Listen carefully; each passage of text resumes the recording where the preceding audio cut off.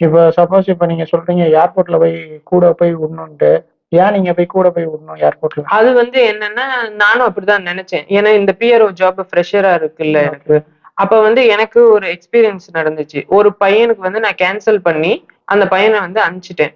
ஆ passport எல்லாமே அந்த பையன் வந்து வச்சிருக்கான். சோ அவன் போயிருவான் அப்படின்ற ஒரு இதுல வந்து நானு ஒண்ணும் இது பண்ணல. சாருங்க எல்லாத்துக்கிட்டயும் சொல்லிட்டேன். அந்த பையன் வந்து கம்பெனி டிராப் பண்ணாங்க ஏர்போர்ட்ல. அவன் டிராப் பண்ணவன் என்ன பண்ணிட்டான், அங்கேருந்து அவன் வெளிய வந்துட்டான். எஸ்கேப் ஆயிட்டாரு. ஆமா. எஸ்கேப் ஆயி அவன் வெளிய வந்துட்டான். அவன் போயிட்டான்னு நான் நெனச்சுட்டு இருந்தேன். அடுத்த நாள் செக் பண்ணா அவன் இன்னும் கண்ட்ரிக்குள்ளேயே இருக்கான். இப்போ கனெக்ஷன்ஸ் எல்லாமே கட் ஆயிருச்சு.